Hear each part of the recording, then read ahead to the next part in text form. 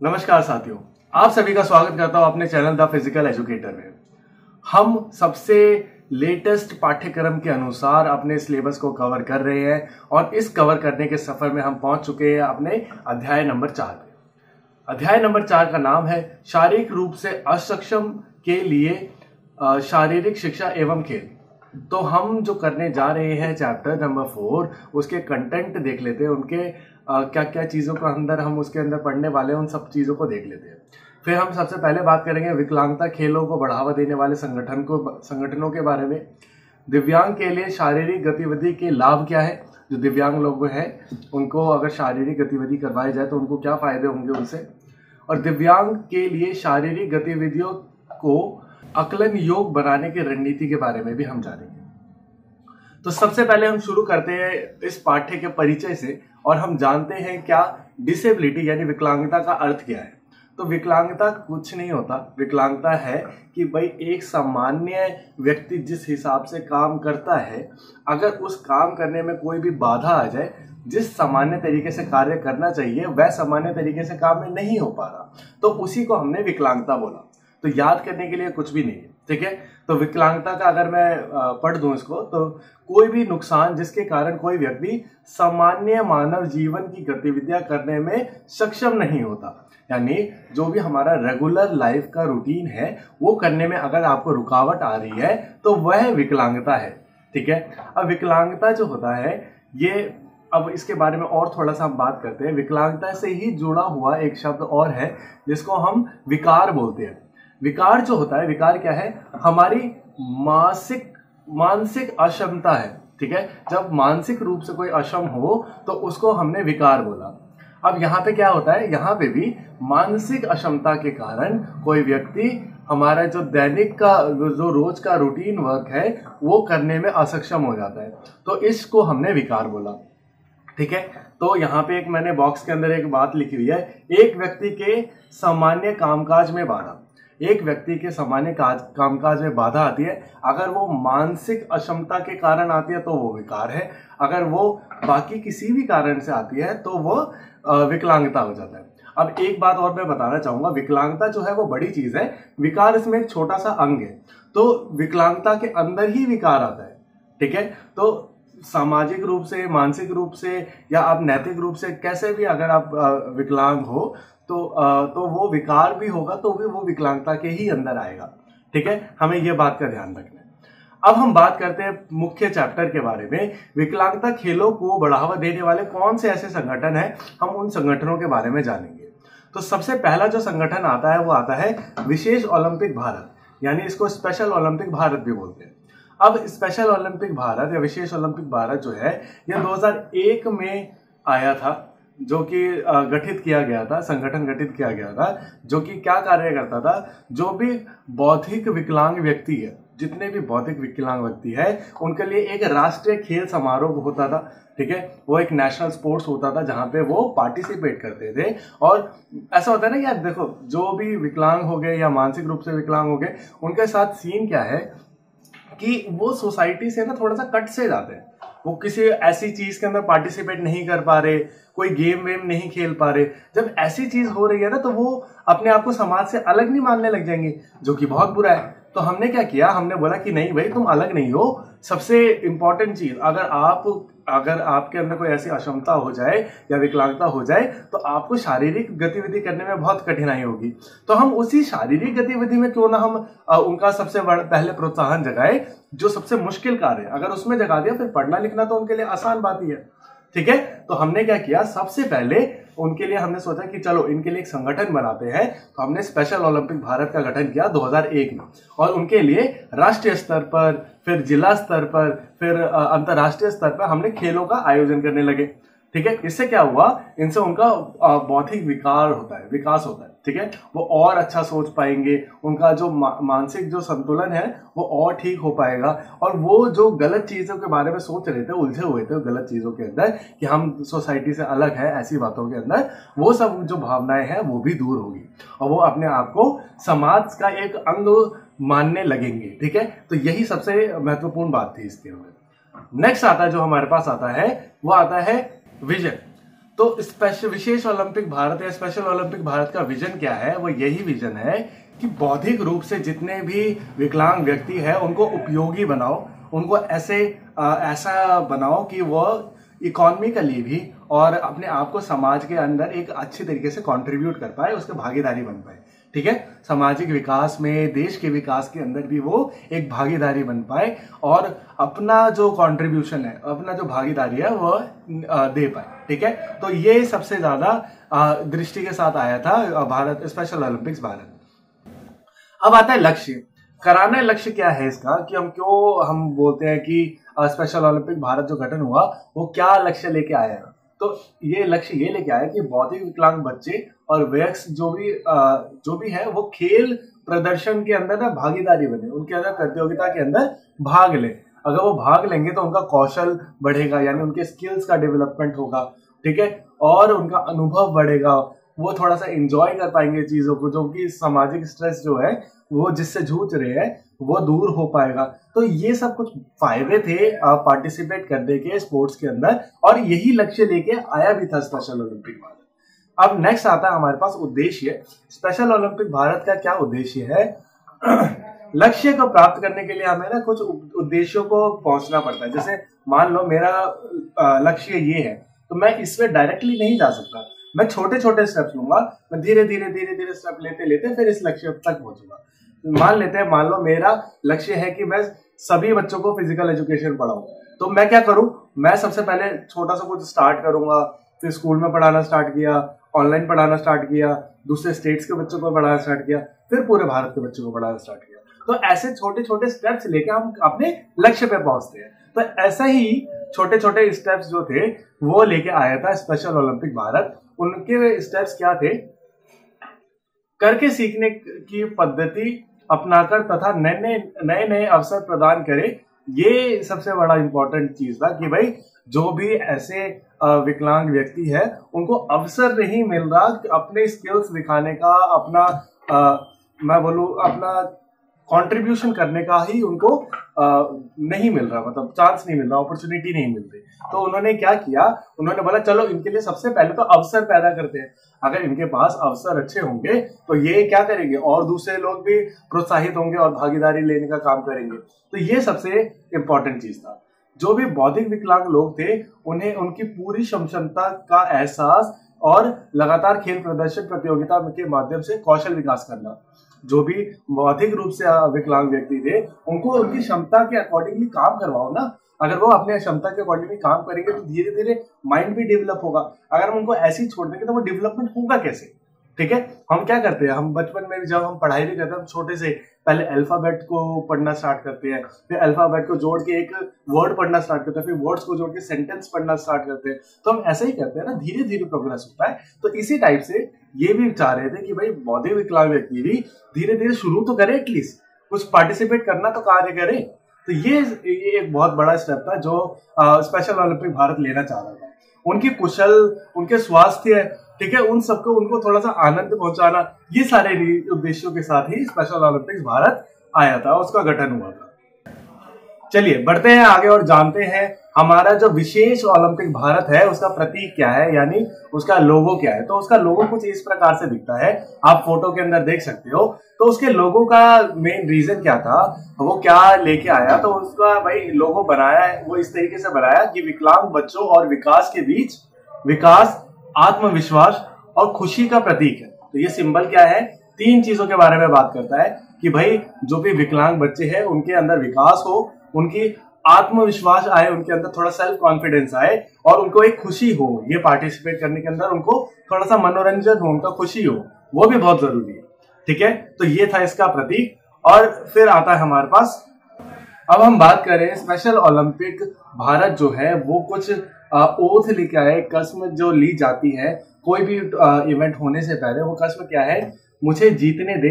ठीक है, जहां पे सारे दिव्यांग व्यक्ति शपथ लेते हैं, वो क्या शपथ लेते हैं, वो मुझे जीतने दे, लेकिन अगर मैं जीत नहीं सकता तो मुझे कोशिश में बहादुर बनने दे। ठीक है, तो ये बोला गया कि भाई अगर देखो, पहली बात तो है ना, एक बात समझने की कोशिश करिएगा, जहां पे एक व्यक्ति विकलांग है ना तो उसके लिए नॉर्मल जीवन जीना ही बहुत कठिन हो जाता है। और वो उस कठिनाई का सामना करते हुए अगर आगे आ रहा है और गेम्स के अंदर, स्पोर्ट्स के अंदर पार्टिसिपेट कर रहा है, तो वो बहुत ज्यादा, क्या बोलूं, मोटिवेटेड बंदा है, ठीक है, और उसके मोटिवेशन लेवल का कोई मुकाबला नहीं है। तो यहाँ पे वो क्या कह रहा है कि भाई मुझे जीतने दे, अगर मैं जीत ना सकूं तो मतलब इतना बहादुर बनूं कि मैं कोशिश कर पाऊं, ठीक है, तो कम से कम एटलीस्ट पार्टिसिपेट तो करा। तो ये भी बहुत इंपॉर्टेंट है यहाँ पे स्पेशल ओलंपिक्स भारत के अंदर, तो ये इसका ओथ ली जाती है, ठीक है। अच्छा, नेक्स्ट आता है हमारे पास पैरालंपिक्स गेम्स। पैरालंपिक्स के बारे में आप सभी ने सुना भी होगा। ये पैरालंपिक्स गेम जो है ना, वो ओलंपिक्स के बहुत सिमिलर है, और यहाँ पे इंडिया के बहुत अच्छे मेडल्स आते हैं। और यहाँ पे ऐसा होता है कि जितने भी विकलांग एथलीट है ना, उनके लिए एक अंतरराष्ट्रीय प्रतियोगिता बनाई दी गई है, जिसके अंदर जैसे जैसे ओलंपिक्स चलता है वैसी वैसी पैरालंपिक्स चलता है साथ साथ, ठीक है। वो कैसे चलता है, जैसे ओलंपिक्स के अंदर समर और विंटर गेम्स होते रहे, यानी ग्रीष्मकालीन और शीतकालीन ओलंपिक खेल होते थे, वैसे ही इसके अंदर भी ग्रीष्मकालीन और शीतकालीन ओलंपिक गेम्स होते हैं। अच्छा, इसका जो गठन हुआ था वो 1960 के अंदर रोम के अंदर सबसे पहली बार आयोजित किया गया था स्पेशल पैरा ओलंपिक्स को, ठीक है। अच्छा, अंतरराष्ट्रीय ओलंपिक समिति, ये वो समिति है जो कि इस पूरे पैरालंपिक को मेंटेन करने का काम करेगी, उसको सुचालित करने का काम करेगी, उसके लिए आयोजना बनाएगी और उसकी सारी जिम्मेदारियां लेती है इंटरनेशनल पैरालंपिक कमेटी, ठीक है। चलिए आगे जानते हैं इसी के अंदर पैरालंपिक्स के बारे में। अंतरराष्ट्रीय पैरालंपिक समिति, अब ये अंतरराष्ट्रीय पैरालंपिक समिति है क्या और इसके बारे में थोड़ा जानते हैं। तो अंतरराष्ट्रीय पैरालंपिक समिति जो है, ये क्या काम करते हैं, गवर्न करने का काम करती है। गवर्न का मतलब ये देखने का काम करती है कि सारी चीजें सही रूप से हो रही है या नहीं हो रही। जो इसका मुख्यालय है वो बॉन जर्मनी के अंदर है, और 22 सितंबर 1989 के अंदर यहाँ पे इसका गठन हुआ था, ठीक है, स्थापना की गई थी।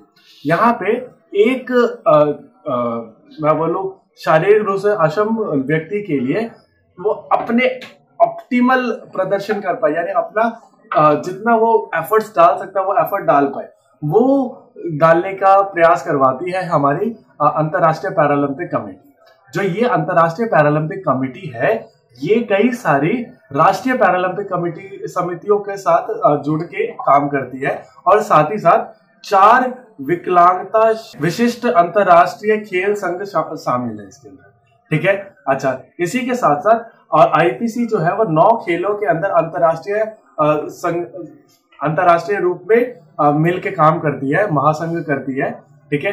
और साथ ही साथ एक चीज और रहेगी इसके अंदर, आईपीसी एक छत्र की तरह, मतलब एक जैसे छाता होता है, छाता क्या काम करता है, सब लोगों को बचाने का काम, कवर करने का काम करता है। ऐसी इंटरनेशनल ओलंपिक कमेटी जो है, पैरालंपिक कमेटी जो है, जिसको आईपीसी बोला गया, वो क्या करते हैं, वो एज एन अम्ब्रेला काम करती है, यानी छाते के रूप में काम करती है सारी पैरालंपिक समितियों का देख रखाव करने के लिए, उनका ऊपर से गवर्न करने का काम करती है, ठीक है। चलिए नेक्स्ट आता है हमारे पास पैरालंपिक मोटो। मोटो क्या है, मोटो है आदर्श वाक्य है, गति में उत्साह। गति में उत्साह है हमारा पैरालंपिक मोटो, ठीक है। 2004 में पहली बार इसको यूज किया गया था। इससे पहले जो वाक्य था वो था माइंड बॉडी स्पिरिट, ठीक है, और 1994 के अंदर इसको बदल के गति में उत्साह कर दिया गया, ठीक है। अच्छा, आगे आता है हमारे पास पैरालंपिक का प्रतीक। प्रतीक क्या है, तो वो सिंबल कुछ इस प्रकार से दिखता है, आप चित्र के अंदर देख सकते हैं। यहाँ पे ना 3 रंग का यूज किया गया, लाल, नीला और हरा, ठीक है। और अगीतो वर्ड का यूज किया गया। अगीतो का मतलब होता है मैं चलना चाहता हूँ, मैं चलता हूँ, ठीक है। अब यहाँ पे अगीतो का क्या था, अगीतो जो है ना वो मतलब ऐसा किया गया, एक केंद्र बिंदु से 3 धाराएं निकलती है, ठीक है, और वो 3 मतलब एकाग्रता को दिखाती है, मतलब एकजुटता को, यानी यूनिटी को दिखाती है, ठीक है। आईपीसी जो था उसका प्रतीक 2003 के अंदर बना था, और उसको मतलब 2003 के अंदर बदल दिया था, और वो अब तक वही चल रहा है, ठीक है। चलिए आगे आता है हमारे पास पैरालंपिक ज्योति एवं टॉर्च। तो हम पैरालंपिक ज्योति के बारे में जानते हैं और टॉर्च के बारे में जानते हैं। तो पैरालंपिक खेलों का आरंभ मेजबान देश के सभी शहरों में पैरालंपिक मशाल घुमाकर किया जाता है। ये बात तो ध्यान रखनी है, और इस पॉइंट का अच्छे से याद भी रखना है कि भाई जैसे गेम स्टार्ट होता है तो सबसे पहले को वो मशाल को जला के पूरे मेजबान जो देश है, जो कि जिसके अंदर, जिस देश के अंदर वो पैरालंपिक हो रहा है, उसके अंदर पूरा घुमाया जाएगा। इंग्लैंड के बर्मिंगशायर के अंदर के गांव में सबसे पहले ये काम किया गया था। उसके बाद से हर जगह हर बार वहां पे मशाल जलाई जाती है। ठीक है, 2012 में यहाँ पे पहली मशाल चलाई गई थी। उसके बाद पैरालंपिक मशाल जलाने का वह टाइगर बन गया। ठीक है, सबसे पहली बार 2012 के अंदर जलाया और फिर वहीं पे हर बार जलाने लगे। ठीक है, पैरालंपिक मेजबान शहर द्वारा चुने गए साइट पर मशाल जलाई जाती है। तो ये कुछ मशाल और टॉर्च को लेके बातें थी। अब आता है इसके अंदर पैरालंपिक शपथ। तो जैसे हमने अभी स्पेशल ओलंपिक भारत की शपथ पढ़ी थी, उसी प्रकार से यह पैरालंपिक शपथ है। यह शपथ हर एक व्यक्ति लेता है और एक व्यक्ति जो सबके मैं बोलूं नेतृत्व में आके लेगा। तो जैसे मैंने बोला, देखो अगर मैं सबको स्टेज पे बुला के दिलवाऊंगा तो वो तो पॉसिबल नहीं है। तो मैंने क्या बोला कि भाई ये सारा जो ग्रुप है उनमें से कोई एक बंदा आ जाओ जो उन सबकी तरफ से बोलेगा और साथ साथ बाकी लोग रिपीट करेंगे। तो सारे हाथ आगे करके जैसे हम शपथ लिया करते हैं वैसे ही वो शपथ लेते हैं। और शपथ के अंदर क्या बोलते हैं, वो ये सारी बातें बोलते हैं। आप इसको पढ़ सकते। चलिए आगे हम बात करते हैं पैरालंपिक में अगर आपको पात्रता चाहिए तो आपको मतलब किन मापदंडों को देखा जाएगा। तो यहाँ पे ना 10 मापदंडों का देखा जाता है। अगर आपको इन 10 मापदंडों में से कोई विकार या विकलांगता है तभी आप पैरालंपिक के अंदर पार्टिसिपेट कर सकते हो या पात्रता पा सकते हैं। तो मांसपेशियों में दुर्लभता हो या जोड़ों की गति की निष्क्रियता हो, ठीक है, कि अंग ना हो, अंग में कमी हो, टांगों की लंबाई में फर्क हो, कद हद से छोटा हो यानी डॉर्फिज्म जिसको बोला जाता है। ठीक है, और ऐसे ही अगर बाकी चीजें हो तो आप इसके अंदर पार्टिसिपेट कर सकते हैं, पात्रता प्राप्त कर सकते हैं। अब आता है पैरालंपिक के माध्यम से मूल्यों का विकास। अब कौन से मूल्य सीखने को मिलेंगे पैरालंपिक गेम से। तो अगेन मैं एक बात बोलूंगा कि भाई ये जो पैरालंपिक एथलीट होते हैं ये बहुत ही शक्तिशाली है और बहुत ही ज्यादा स्ट्रॉन्ग माइंड के बंदे हैं। ठीक है, इनका मोटिवेशन लेवल बहुत हाई होता है। ऐसा क्यों बोल रहा हूं मैं, क्योंकि जहां पे एक व्यक्ति अपना जो डेली कार्य है वो कार्य करने में जिनको इतनी तकलीफ होती है वो उन सब से जूझ के उन सबको नजरअंदाज करके खेलों के अंदर भागीदारी लेता है, अपनी ट्रेनिंग करता है और अंतरराष्ट्रीय स्तर पर उसको खेलता भी है। तो ये सब जब मैं बात बोल रहा हूं तो ये क्या दिखा रहा है, ये उस एथलीट का साहस दिखा रहा है। तो सबसे पहला जो सीखने को मूल्य मिलेगा वो हमें मिलेगा साहस। दूसरा बढ़ता है दृढ़ संकल्प, क्योंकि यहाँ पे दृढ़ता बहुत जरूरी है। और यहाँ पे जब उनका विकास पूरी रूप से नहीं है, बेशक से वो मानसिक या शारीरिक कुछ भी हो, और फिर भी वो अपनी दृढ़ता दिखाते हुए आगे बढ़ रहे हैं, तो वो दृढ़ संकल्प तो उनमें है ही। रोल मॉडल हम मान सकते हैं इनको। और समानता इनके अंदर बहुत जरूरी ये चीज सिखाता है कि भाई बेशक से अगर उनके अंदर कोई भी विकलता हो या वो किसी भी प्रकार से विकलांग हो, लेकिन अब वो जिस लेवल पे पहुंच गए, उन्होंने जितना अपना विकास किया उतना आज भी कोई नॉर्मल व्यक्ति भी नहीं कर सकता। कई सारे नॉर्मल व्यक्ति उस चीज को अचीव नहीं कर पाएंगे जितना उन्होंने कर लिया अपनी विकलांगता के साथ भी। तो वो किसी भी रूप से सामान्य व्यक्ति से कम नहीं रहे।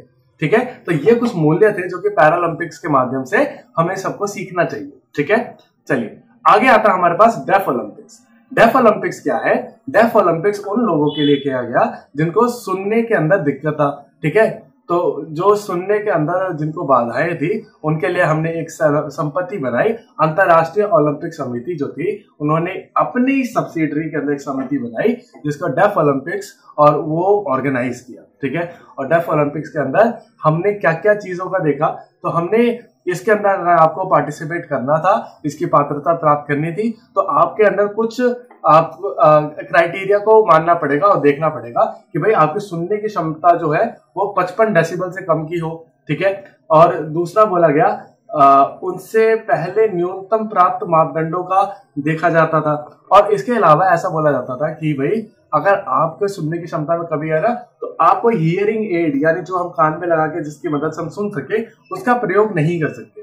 क्योंकि ऐसा अगर होगा ना तो जो अमीर लोग होंगे वो एडवांस इक्विपमेंट यूज करके फिर वो खेल लेंगे। ठीक है, जो इतना अमीर नहीं हुआ वो नहीं कर पाएगा। तो हमने क्या बोला कि भाई सब सामान्य है, तो हमने बोला कि भाई यूज ही नहीं करना, बात ही खत्म। ठीक है, तो ये था डेफ ओलंपिक्स की पात्रता के बारे में। अब आता है डेफ ओलंपिक का प्रतीक। तो प्रतीक उसका कुछ इस प्रकार से दिखता है, जहां पे आप देख सकते हैं यहाँ पे भी 3 रंगों का प्रयोग किया गया था, और 3 रंग अगेन वही चीजों को दर्शाता है दोबारा से, जिसके बारे में हमने पहले भी बात की। ठीक है, अच्छा 2003 के अंदर डेफ ओलंपिक्स का यह डिजाइन को बनाया गया और उसके बाद से हम अभी तक यूज कर रहे हैं। यह मजबूत तत्वों को एक साथ जोड़ता है सांकेतिक भाषा, बधिर और अंतरराष्ट्रीय संस्कृतियां, एकता और निरंतरता। ठीक है, तो ये सबको यूनाइट करने का काम कर रहा है, इन सारी ही चीजों को। अच्छा, इसके साथ साथ ये जो लोगो है ना, ये इसके बीच में ये नेत्र जैसा दिखता है। ठीक है, तो ये क्या दिखाता है कि भाई ये जो नेत्र है ये एक टाइप से संकल्प दिखा रहा है उनका। ठीक है, तो ये नेत्र जानबूझ के बनाया गया था, ऐसा नहीं है, ये है। और ये इस प्रकार से बनाया गया कि ये सारे एक दूसरे को जोड़ रहे हैं। ठीक है, तो जोड़ के एक साथ जो चलते हैं तो यूनिटी के अंदर जो पावर होती है तो ये उस सबको दर्शाता है। चलिए आगे हम बात करते हैं विकलांग के लिए शारीरिक गतिविधियों के लाभ। अगर एक व्यक्ति विकलांग है और वो शारीरिक गतिविधियां करता है तो उससे लाभ क्या होगा उसको? तो भाई उसका शारीरिक सुधार होगा। जो उसकी विकारता और विकलांगता है वह उसको हावी नहीं होने देगा खुद पे, अपना शारीरिक विकास करके। मानसिक सुधार होगा। ठीक है, अपना आत्मसम्मान उसको वापस मिलेगा जो उसने खो दिया होता है। अक्सर दूसरों की बातें सुनकर, दूसरों को देखकर, अब वो काम वो अगर जब खुद भी कर पाएगा तो उसके अंदर उसका आत्मविश्वास तो बढ़ेगा ही, आत्मसम्मान तो बढ़ेगा ही। चिंता और विकास के स्तर को कम करे। ठीक है, चिंता और उसको जो अवसाद जो होते हैं, जो भी दिमाग के अंदर गलत चीजें चल रही होती है उसको कम करता है। कॉग्निटिव बेनिफिट प्रोवाइड कराता है, यानी हमारे मस्तिष्क का हमारे शरीर के साथ जो संतुलन है उसको बनाने में और बेहतरी होता है। और साथ ही साथ हमारा भावनात्मक और जो हमारा मेंटल स्टेट है उसको भी ये इम्प्रूव करने में हेल्प करता है। तो ये कुछ फायदे थे हमारे शारीरिक गतिविधि करने की विकलांग लोगों के लिए। अब एक बात आती है बहुत इंपॉर्टेंट कि भाई ये विकलांग लोग जो है ना, इनको शारीरिक गतिविधि कराना बहुत मुश्किल है। तो हम ऐसी कौन सी रणनीति अपनाएं जिससे हम इनके लिए भी है ना शारीरिक जो गतिविधि है वो उनके लिए उपलब्ध करवा सके। अब एक बात समझो ना, क्योंकि अब हर गेम के अंदर कुछ अलग रिक्वायरमेंट है और वो उस तरीके से, जिस तरीके से एक सामान्य व्यक्ति कार्य करता है उस तरीके से नहीं कर पा रहे हैं, तो हमने उनके लिए कुछ ना कुछ स्पेशल अरेंजमेंट करना पड़ेगा। तो हमने क्या बोला, हम ऐसी रणनीति बनाते हैं जिससे वो भी बराबर रूप से पार्टिसिपेट कर सके। तो हमने सबसे बोला पहले भाई उनके साथ चिकित्सा जांच करो कि भाई उनको ज्यादा दिक्कत ना हो, और जो भी हम खेल खिलाने जा रहे हैं उससे। शारीरिक गतिविधियां बच्चे की रुचि के आधार पर होनी चाहिए। अब उसका इंटरेस्ट किसमें, उसकी रुचि किसमें है, उसके आधार पे हम करो। हम जो करवाना चाहते हैं उससे वो मत करो, उसका भी तो मनोरंजन होना चाहिए ना, उसका भी तो इंटरेस्ट होना चाहिए। शारीरिक गतिविधियों से संबंधित उपकरण बच्चों की आवश्यकता के अनुसार होनी चाहिए, और जो भी हम एक उपकरण का यूज कर रहे हैं वो उसकी क्षमता के अनुसार, उसके कार्य काम आए उस हिसाब से बनानी चाहिए। ठीक है, विशिष्ट वातावरण प्रदान करना चाहिए, उनको एक स्पेशल एनवायरनमेंट दो, क्योंकि भाई वो नॉर्मली जैसा सामान्य व्यक्ति काम कर रहे थे उस प्रकार से नहीं कर पा रहे, तो उनको एक थोड़ा सा स्पेशल एनवायरनमेंट दे दो। विकलांग बच्चों की आवश्यकता के अनुसार नियमों को संशोधित करना चाहिए। अब जो नॉर्मल रूल्स है ना उसको हम बदल भी सकते हैं ताकि ये अच्छी तरीके से पार्टिसिपेट कर पाए और अच्छे तरीके से परफॉर्म भी कर पाए। ठीक है, तो ये कुछ बातें थी। और एक चीज का और खास ध्यान रखना है, अगर आपने उनको पहले कुछ करवाया और उसके अंदर कोई दिक्कत हुई तो उसका जो प्रीवियस रिकॉर्ड है ना उसके ऊपर भी बहुत ध्यान रखना है। ठीक है, अगर आप उसके प्रीवियस रिकॉर्ड पर ध्यान रखोगे तो अगली बार जो उसको दिक्कत हुई थी वो दिक्कत नहीं हो पाएगी। तो ये कुछ चीजें थी हमारी विकलांगता के ऊपर। ठीक है, तो बस इतना ही था आज के इस चैप्टर के अंदर। मैं आप सभी से एक प्रश्न पूछना चाहूंगा, दिव्यांगों के शारीरिक गतिविधि के बाद आप क्या सुधार देख सकते हैं? अगर विकलांग एक शारीरिक गतिविधि के अंदर भागीदार बनते हैं तो आप उनके शरीर के अंदर क्या सुधार देख सकते हैं? तो बाकी की वीडियो देखने के लिए आप चैनल को सब्सक्राइब करें, आप प्लेलिस्ट को ज्वाइन कर सकते हैं अगर आपको कोई भी वीडियो नहीं मिलती। और आपको अगर पीडीएफ चाहिए, कोई भी बुक चाहिए, तो आप मुझे टेलीग्राम चैनल को ज्वाइन कर सकते हो, लिंक मिल जाएगा आपको डिस्क्रिप्शन में। इंस्टाग्राम करो और मेल कर सकते हो अगर आपको कोई भी डाउट क्लियर करना अपना तो। Thank you so much for watching, have a nice day.